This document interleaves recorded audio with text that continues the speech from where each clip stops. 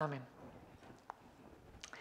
En el Antiguo Testamento, en Segunda de Crónicas, capítulo 19, eran los tiempos del rey Josafat. Era un rey del reino de Judá. Era un buen rey, el rey Josafat, aunque tuvo sus problemillas, pero en general Dios dijo de él que fue un buen rey, que reinó bien, que hizo lo bueno ante los ojos de Dios. Y es un rey que hizo reformas espirituales en el país.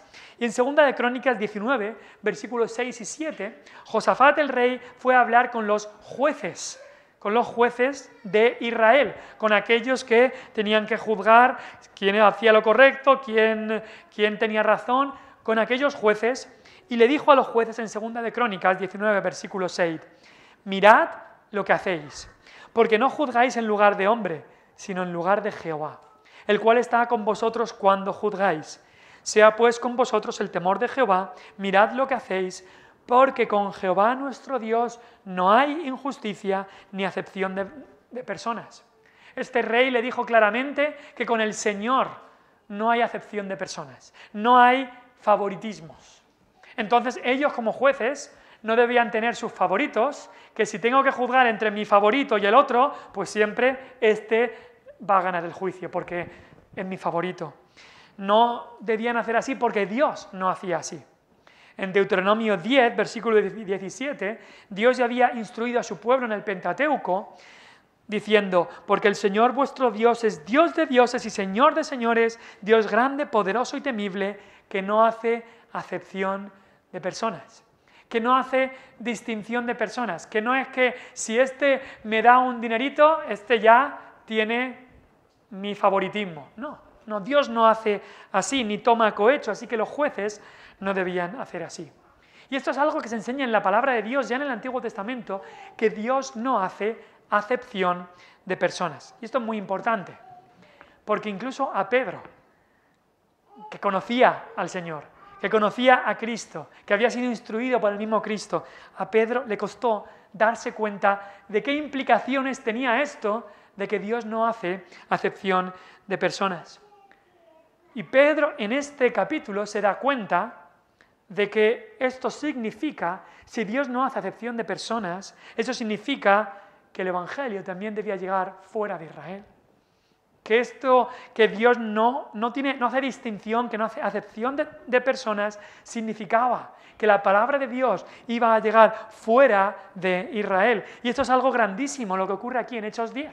Es un capítulo como, no sé si se dice la palabra pivotal, o un capítulo bisagra, si se puede decir así, crucial en el libro de Hechos, porque a partir de ahora es cuando el Evangelio va a ir a las naciones, a los gentiles. Antes el Evangelio solo había ido a judíos o a los samaritanos que eran medio judíos, eran casi judíos, estaba por ahí, pero a los judíos y a los samaritanos, pero a los gentiles no.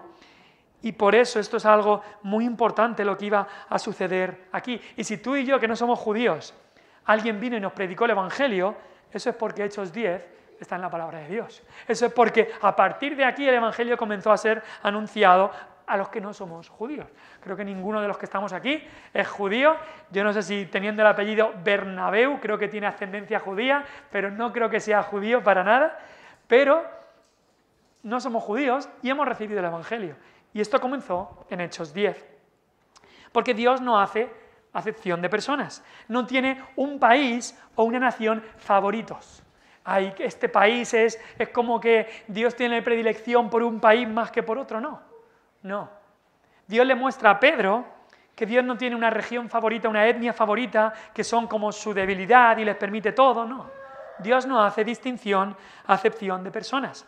Es verdad que en el Antiguo Testamento, en el Antiguo Pacto, sí que Dios trabajó principalmente a través del pueblo de Israel. Pero ya vimos en los otros estudios que Dios había salvado ya a mucha gente que no era israelita, como Naamán, como Ruth, como todos los ninivitas, como amigos del rey David también los había salvado, como todos los de antes de Abraham, ninguno era israelita. El pueblo de Israel solo empezó con Abraham, y Abel, Enoc, Noé no eran israelitas, y Dios los salvó. Entonces Dios ya había estado obrando así, pero ahora en el nuevo pacto Dios muestra que su pueblo está conformado por pueblo de toda tribu, lengua, pueblo y nación. Dios muestra también, como lo dice el apóstol Pablo en Romanos 11, la ilustración es que hay un olivo que es Cristo, que es su evangelio, que es la única manera de salvación, y en el antiguo pacto casi todas las ramas de este olivo eran judíos. Pero estos judíos rechazaron a Cristo. Y Pablo dice, ahora algunas de las ramas que estaban fuera, gentiles, españoles, romanos, como este centurión, griegos, ahora que estaban fuera, esas ramas han sido injertadas. Y ahora hay ramas que son judíos, hay ramas gentiles, todos formando un solo pueblo de Dios, que es la Iglesia. Así que en el nuevo pacto vemos que hay gente de toda tribu, pueblo, lengua y nación, judíos y no judíos, porque Gálatas nos dice que para Dios ya no hay judío ni gentil, sino todos son uno en Cristo Jesús. No hay distinción, no es que Dios tiene más predilección por unos que por otros. Igual dice Gálatas, no hay hombre ni mujer. Dios no tiene más predilección por los hombres que por las mujeres, no hay acepción de personas para Dios. Luego dice también Gálatas, no hay esclavo ni libre. No es que los esclavos Dios pasa de ellos y los libres, no. En el tiempo en que se escribió la Biblia había esclavitud. Dios tampoco mira la cuenta del banco, no hace acepción de personas. Todo tipo de personas, todo tipo de clases, todo tipo de escala social, todo tipo de personas que creen en el Señor Jesucristo están en el reino de Dios. Así que Dios no hace acepción de personas. Y vamos a ver que si Dios no hace acepción de personas, tú y yo tampoco deberíamos hacerlo. 2 puntos vamos a ver hoy y seguramente la semana que viene, o quizá la otra, veremos los otros 2 puntos. En primer lugar, vemos en este texto que hemos leído una obediencia para ir a predicar a los gentiles.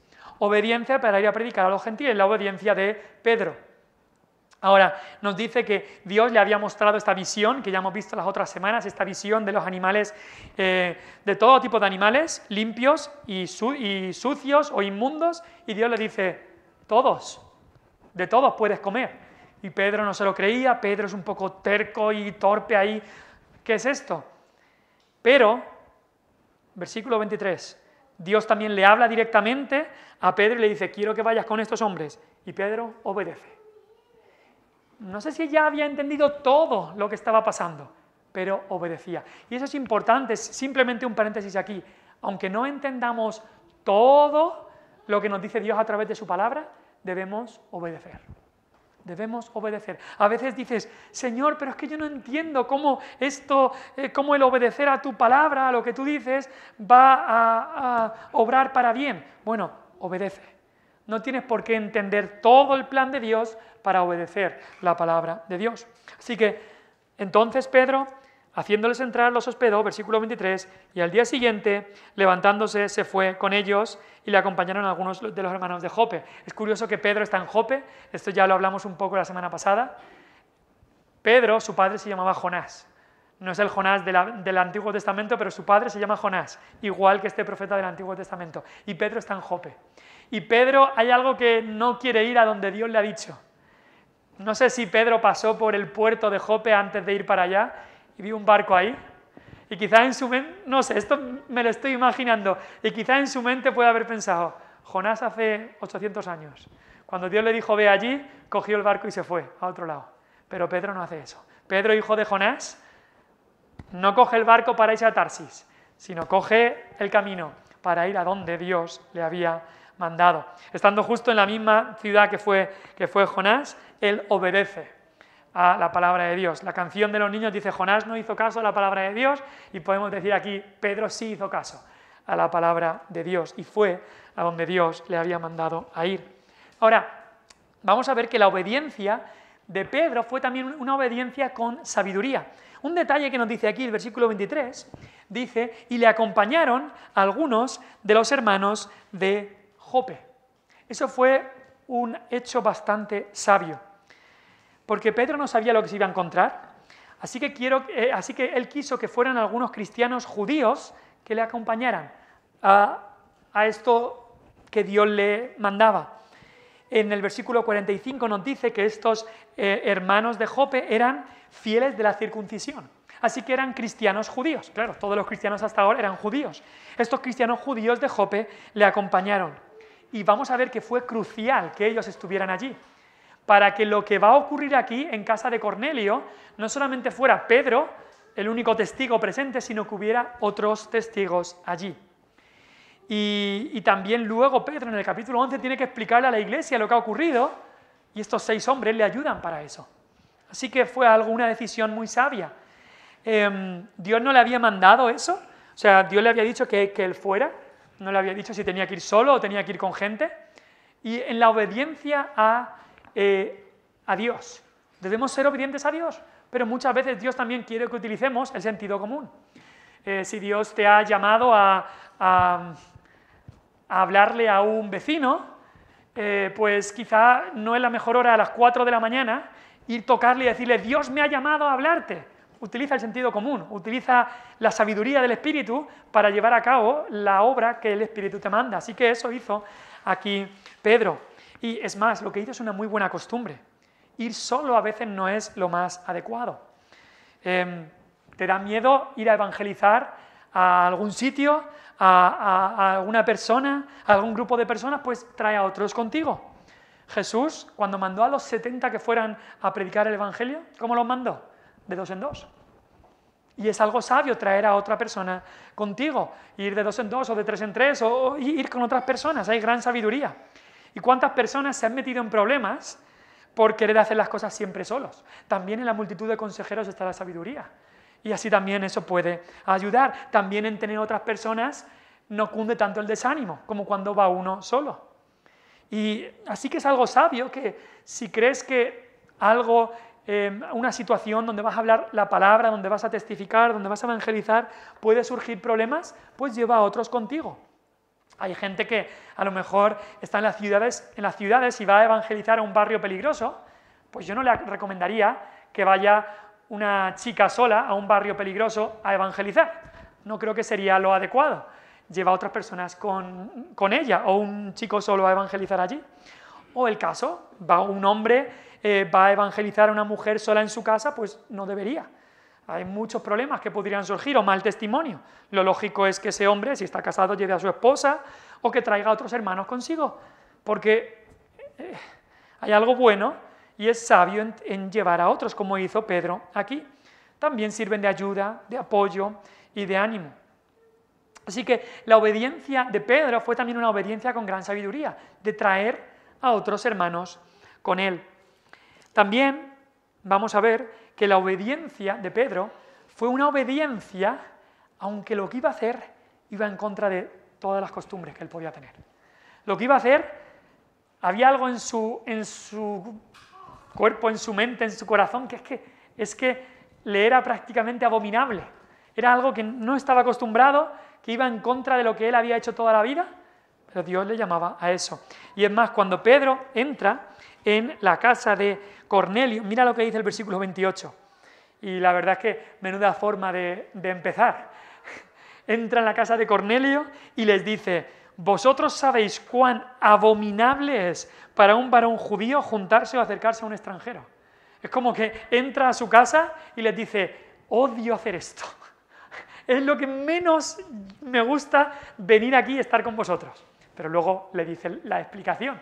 Pero ahora a nosotros nos puede parecer un poco fuerte que alguien diga eso, pero tenemos que entender que los judíos por siglos, por años, habían desarrollado, y estaban equivocados en esto, pero ellos pensaban que eso era lo que debían hacer, habían desarrollado una fobia muy grande hacia los gentiles, hacia sus costumbres, hacia su forma de comer, hacia su forma de hablar, hacia su forma de actuar. Y era abominable para ellos estar allí y habitar allí y comer y hablar y estar en la misma casa que los gentiles. Y más, comer con ellos. Era abominable. Así que esto le costaría mucho a Pedro, pero lo hizo.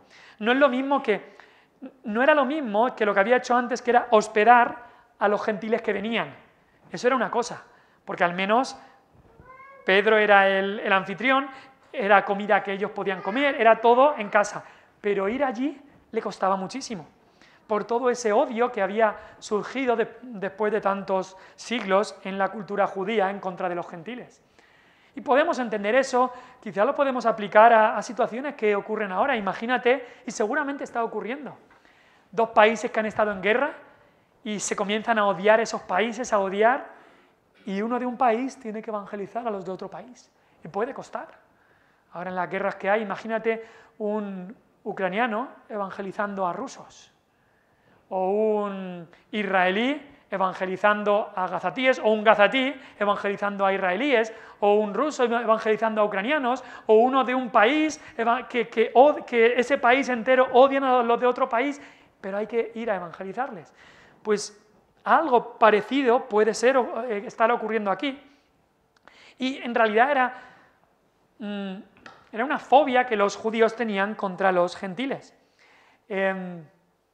Hay gente hoy en día que tiene fobias hacia ciertas cosas. Imagínate que Dios le envía a alguien que tiene, no sé, fobia a las arañas, a una casa a evangelizar donde está todo lleno de arañas. Y esa persona está diciendo, cuán abominable para mí es estar aquí, pero Dios me ha mandado aquí y tengo que obedecer. Eso es un ejemplo trivial, pero muchas veces Dios nos manda a cosas que sería lo último que nosotros hiciéramos. Lo último que nos gustaría. Quizá tú puedes pensar en cosas así, en sitios así. Señor, me costaría mucho si me mandas a esto, me mandas a lo otro, y a veces Dios nos lleva a hacer eso. Pero Pedro no solamente les dice, y esto le estaba costando porque iba en contra de sus costumbres, pero Pedro le dice, aunque es abominable para un varón judío juntarse o acercarse a un extranjero, versículo 28, pero a mí me ha mostrado Dios que a ningún hombre llame común o inmundo. Así que al final Pedro había entendido perfectamente, había entendido claramente la visión que Dios le había dado de los animales limpios e inmundos. Y Dios le dijo, lo que yo he limpiado no lo llames tú común. Y había entendido que no se refería tanto Dios a animales, aunque también, pero Dios se refería a personas. Si yo no hago acepción de personas, dice Dios, no lo hagas tú. Y como vimos la semana pasada, no debemos nunca hacer acepción de personas. Pero es que ellos no van a entender el Evangelio. Es que los de esta etnia no quieren escuchar. A veces escuchaba a personas diciendo, es que evangelizar a un musulmán, es que ellos no quieren, están completamente cerrados. Ya, pero Dios nos llama a evangelizar a toda criatura. Así que ellos también. Y los de toda etnia, pueblo, lengua y nación deben escuchar el Evangelio. Dios no hace acepción de personas, así que no lo deberíamos hacer nosotros tampoco. Pero la segunda cosa que vemos aquí, y esto mirando más a Cornelio y los que estaban allí, es una actitud dispuesta para escuchar la palabra. Cuando Pedro llega y a casa de Cornelio, dice en el versículo 29, ¿por qué causa me habéis hecho venir? Entonces dice, he venido sin replicar, ahora, ¿por qué causa me habéis hecho venir?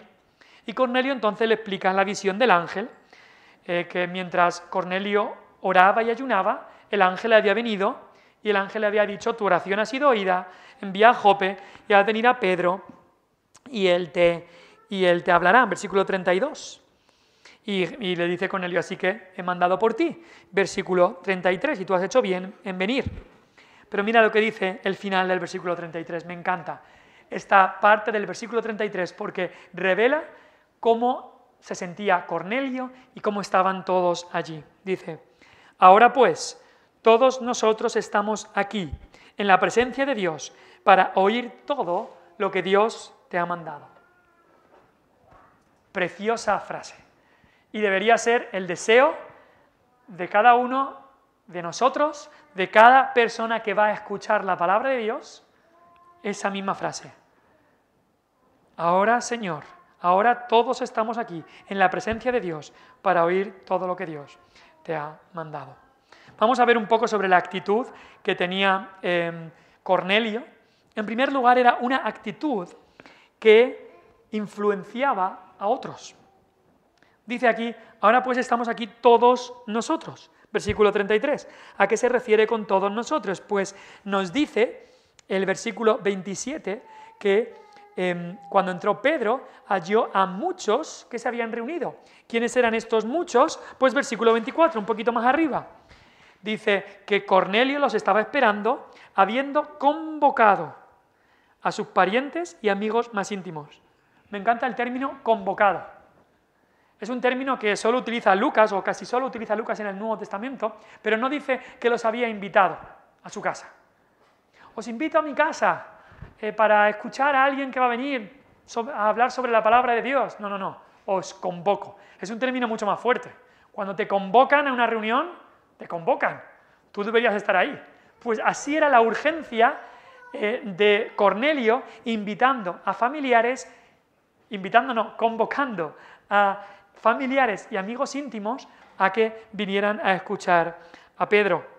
Es un término que en la Biblia se utiliza, lo utiliza casi siempre Lucas, creo que de 8 veces que se utiliza, 7 lo utiliza Lucas, y es un término que se utiliza cuando los sacerdotes convocaban a todo el Sanedrín entero. ¿Os acordáis del concilio de todos los sacerdotes y demás? Pues no era que los invitaban a venir, no, es que los convocaban, tú tienes que estar ahí. A veces algunos tenéis las cooperativas y quizás se convoca una reunión, no es que se invita a ver quién quiere venir, no es que se convoca una reunión y tú tendrías que estar ahí. Pues de igual manera, a veces convocamos aquí reuniones de miembros de la iglesia, y se convoca la reunión y como miembro de la iglesia pues deberías estar en esa reunión de miembros. Pues igual es esta palabra que utiliza para que es lo que había hecho Cornelio con su familia. Os convoco. No es que a ver si puedes, no, es que te convoco, esto que vas a venir a escuchar es muy importante. Era decirles, mira, tenéis que venir, esto es importantísimo, os convoco a mi casa. ¿Y a quiénes? Pues a los que más amaba Cornelio, a sus familiares y a sus amigos más íntimos. Esos amigos más íntimos pudiera ser que algunos eran algunos soldados que apreciaba mucho y pues todos estaban convocados a su casa a escuchar la palabra de Dios. Y estando en este tiempo del año, teniendo la conferencia evangelística solo 2 semanas, deberíamos todos comenzar a convocar a gente para que vengan. Hemos impreso los pósteres de la conferencia que vamos a estar colgando en los diferentes pueblos que vamos a estar, y eso es lo que Dios nos llama a hacer, como hizo Cornelio. Sabemos que la palabra de Dios va a ser predicada con fidelidad.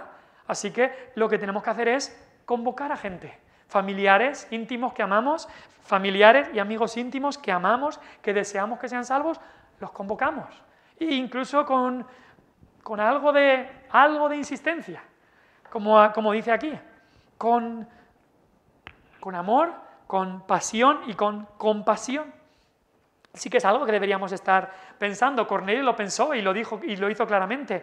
Familiares y amigos íntimos, y nosotros también deberíamos estar pensando en influenciar a otros, evangelizar a otros, convocar, invitar a otros a que escuchen la palabra. En segundo lugar, la actitud era reverente. Se reconocía la presencia de Dios, porque en este texto, versículo 33, dice: ahora pues todos nosotros estamos aquí en la presencia de Dios. Estamos aquí en la presencia de Dios. Y me ha encantado que Sebi, sin saberlo, ha escogido el himno Juntos en tu presencia, porque eso es lo que venimos a hacer, estar juntos en la presencia de Dios. Y es importante darnos cuenta de eso, porque la presencia de Dios significa que la actitud debe ser reverente. La presencia de Dios no significa que estamos aquí para pasar un buen rato, tumbarnos en los bancos, tomar algo y pasar un tiempo. La presencia de Dios significa que esto es el momento del culto público, del estudio bíblico, oración, es un momento de reverencia, porque sabemos y confiamos y creemos que Dios está presente. Cristo dijo: donde están 2 o 3 congregados en mi nombre, allí estoy yo en medio de ellos. Y Cornelio se daba cuenta, aunque estoy seguro que Cornelio sabía que Dios, como Dios que es, está presente en todas partes. Cornelio se daba cuenta que si un ángel le había dicho que viniera Pedro, y Pedro iba a hablar y a predicar, Dios iba a estar presente. Entonces, Cornelio actuaba con reverencia. No era tiempo para otra cosa que escuchar, silencio y atención. Y de igual manera debería ser nuestra actitud cuando venimos a escuchar la presencia de Dios. Cuando venimos a escuchar la palabra de Dios, estamos en la presencia de Dios. Así debería ser nuestra actitud. Vengo a escuchar tu palabra, estoy en tu presencia. Pero no solamente dice, estamos en tu presencia, sino dice después, estamos en la presencia de Dios para oír todo lo que Dios te ha mandado. Reconoce que las palabras que Pedro iba a decir no eran de Pedro, eran las palabras que Dios le había mandado. Y eso es importante, porque la actitud entonces también era obediente. Dios te lo ha mandado a ti y nosotros vamos a obedecer. Eso estaba claro. La palabra que iban a escuchar era lo que Dios había mandado. Y si Dios lo había mandado, Dios es el Señor, Dios es el Rey, yo obedezco. Y es esa la actitud también que necesitamos al venir a escuchar la palabra. No es solo una actitud reverente, porque Dios está aquí, pero no solamente Dios está aquí mandando, Dios está aquí hablando, Dios está aquí diciéndonos lo que tenemos que hacer. Y creo que el problema que muchos cristianos en la actualidad tienen no es tanto falta de predicación bíblica, pero es más que nada falta de obediencia.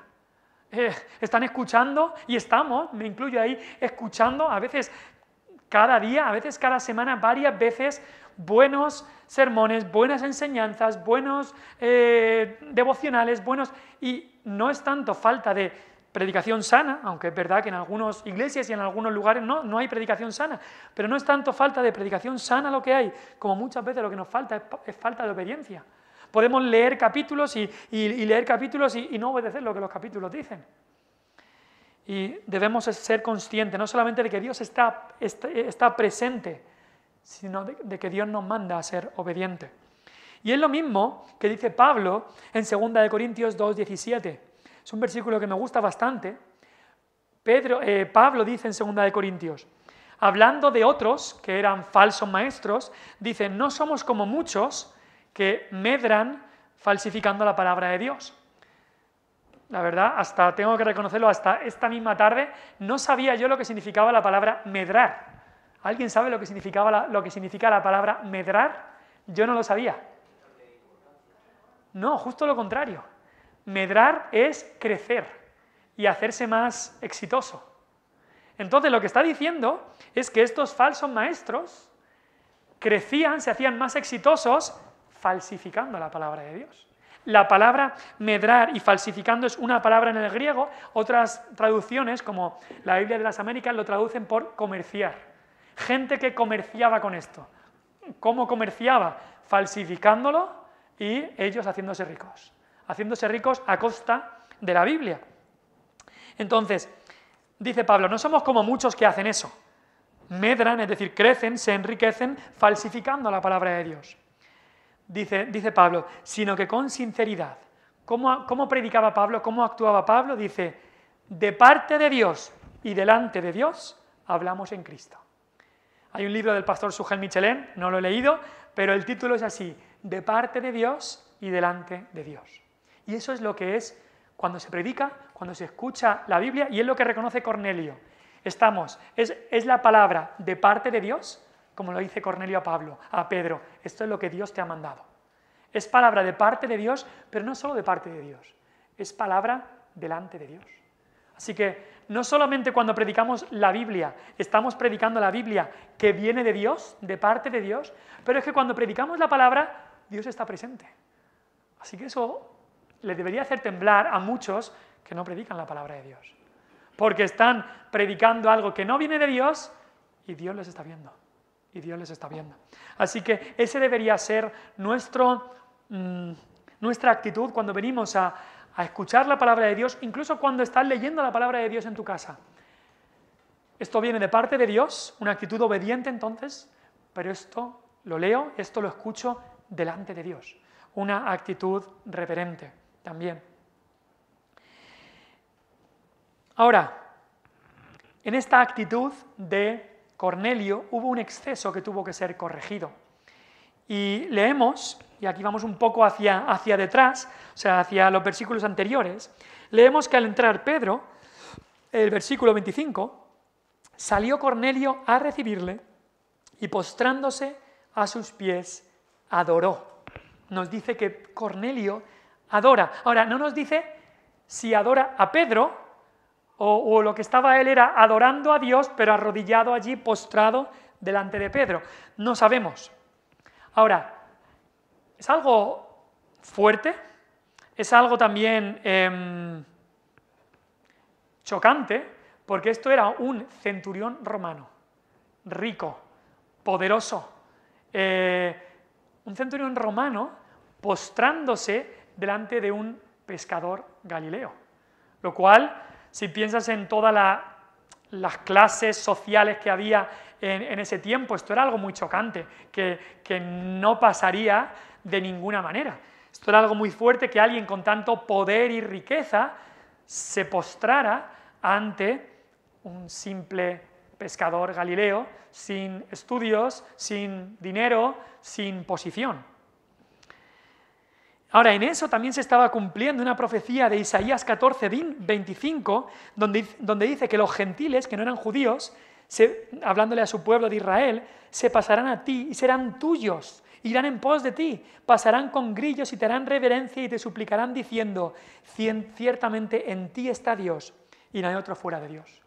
Y Cornelio se estaba dando cuenta de eso. Los dioses romanos, todo el panteón de dioses romanos que tenían, que si Zeus, que si Júpiter, que si la diosa Diana, que todo eso no valía para nada. Y este centurión romano estaba reconociendo, vuestro Dios es el Dios verdadero. Ahora, pero mira lo que Pedro le dice a Cornelio. Pedro rápidamente le dice a Cornelio, cuando Cornelio hace esto, a Pedro no le gusta esta reverencia o este postrarse, y rápidamente le dice, versículo 26, Pedro le levantó, quizá incluso le coge de la mano, le levanta y le dice, levántate, pues yo mismo soy hombre. Le dice, no hagas esto. Esta expresión de respeto o de honra o reverencia que había hecho Cornelio postrándose eran muy típicas en la cultura pagana de Cornelio, y quizá lo hizo con buena intención, pero Pedro se da cuenta que esto no lleva a nada bueno. Pedro se da cuenta de que esto se parecía demasiado a la idolatría pagana de los romanos, cómo se postraban delante de sus imágenes, delante de sus dioses falsos, y Pedro lo corta en seco y le dice, no. Y lo que le dice es, los seguidores de Jesús somos todos iguales, yo también soy un hombre. Yo no soy el Salvador, yo no soy el Cristo, yo no soy el que te perdona los pecados, yo soy un hombre como tú. Y le dice, levántate, yo también soy un hombre. Ni el judío es mejor que el romano, ni el hombre es mejor que la mujer, ni el pastor es mejor que el miembro de la iglesia. Así que le dice aquí claramente Pedro, no hagas esto, yo también soy un hombre. Pedro rechaza por completo el que la gente se postre ante él, el que la gente le haga este tipo de reverencias, mucho menos que le adoren de ninguna manera, mucho menos incluso que le muestren este tipo de reverencia que puede a los ojos de otros parecer adoración. No sabemos si Cornelio de verdad estaba adorando o pensando que Pedro era alguien que debía adorar. Yo la verdad creo que no. Creo que Cornelio en su corazón no estaba adorando a Pedro, sino era una expresión a la que Cornelio estaba acostumbrado, una expresión de reverencia, de respeto, de agradecimiento a Pedro por venir. Pero esa expresión estaba equivocada. Y pensando en esto, no puedo sino pensar en lo que hacen hoy en día millones de católicos romanos, que con estatuas de Pedro mismo hacen exactamente esto. Se postran ante estatuas de Pedro. Cuando Pedro había dicho aquí, no lo hagas, se lo dijo a Cornelio, besan los pies de una estatua de Pedro, lo tocan como si eso les fuera a dar buena suerte o a traer bendición. Ahí he sacado una imagen, esto está en el Vaticano, es una estatua supuesta de Pedro, y la superstición es que la gente que toque el pie de Pedro pues ya recibe, según el Papa, creo que era el Papa Pío IX, una indulgencia. Es decir, si tocas el pie de Pedro, recibes perdón de pecados. Fíjate la barbaridad. Pero fíjate que el mismo Pedro hubiera dicho, no hagas esto, levantaos todos, no me toquéis los pies, ni a una estatua ni a nada, esto es idolatría, esto es superstición. Se lo dijo a Cornelio y se lo diría a todas estas millones de personas. Es tanto le han tocado los pies a esta estatua que se ha deformado el pie que hay ahí y han tenido que prohibir que la gente toque el pie. Fíjate a los extremos que llega. Pero la Biblia dice claramente eso. Ningún hombre debe arrodillarse delante de ningún hombre, porque solo a Dios se le debe adorar. Es más, ni a los mismos ángeles, que en poder son superiores a nosotros los humanos, ni los mismos ángeles aceptan que nosotros nos postremos ante ellos. Apocalipsis, al final del libro de Apocalipsis, el apóstol Juan, y mira que el apóstol Juan sabía las cosas, el apóstol Juan sabía lo malo que era la idolatría, y el apóstol Juan otra vez en un deseo de agradecerle al ángel, después de que el ángel también le mostrara tantas revelaciones de Dios y de Jesucristo, dice versículo 8 de Apocalipsis 22, yo Juan, soy el que oyó y vio estas cosas, y después que las hube oído y visto, me postré para adorar a los pies del ángel que me mostraba estas cosas. Estoy seguro que Juan no quería adorar al ángel. Juan sabía, es más, Juan escribió en su Evangelio de Juan que solo a Dios se le debe adorar, que Cristo dijo los verdaderos adoradores adorarán al Padre en espíritu y en verdad. Es decir, Juan no estaba adorando al ángel, pero Juan sí que se postró para adorar a los pies del ángel que me mostraba estas cosas. Y allí postrado, él quería adorar a Dios, pero postrado a los pies del ángel. Y el ángel le dice, mira, no lo hagas, porque yo soy consiervo tuyo, de tus hermanos los profetas y de los que guardan las palabras de este libro, adora a Dios. Entonces, no te postres delante de mí. Ni los mismos ángeles quieren ni la más mínima muestra que pueda parecer adoración. Y por eso tenemos que llevar cada uno de nosotros mucho cuidado cuando quizá hay gente que puede poner demasiado los ojos en otra gente, o quizá los ojos en nosotros, y nos honra y nos admiran demasiado. Lo he visto hacer de que gente a lo mejor Dios los salva a través de una persona, o Dios los libra de una gran depresión, de un gran problema a través de un evangelista, a través de un pastor que viene y les predica la palabra. ¿Y qué hacen esas personas? Comenzar a admirar a esta persona. En vez de darle la gloria a Dios por todo, comienzan a admirar a la persona y a honrar a la persona, más y más y más. A veces lo he visto incluso con pastores famosos en internet, que aunque la persona pues no conozca a estos pastores de nada, pero lo ponen en un pedestal. Y es que tenemos que llevar cuidado todos nosotros con eso, porque somos propensos a venerar de una manera inapropiada a personas. Y las palabras de Pedro, esto que él corrigió de Cornelio, las palabras de Pedro siguen resonando hoy. Levántate, soy un hombre como tú. Adora a Dios. Toda tu honra que vaya a Dios.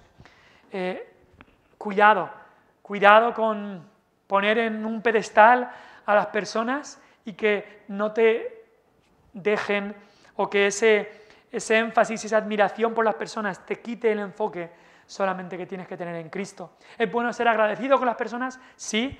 Es bueno, hay una honra que las personas pueden merecer, sí. Dice la Biblia, al que merece honra, se le da honra, al que tributo, tributo, al que honra, honra, sí. Pero mucho cuidado, que esa honra no llegue a desviarnos del enfoque de adoración que debe ser solamente en Dios.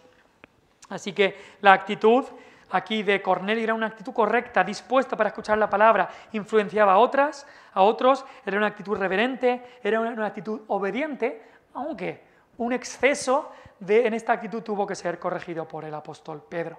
Vamos a orar pidiéndole al Señor que nos haga entender estas cosas para su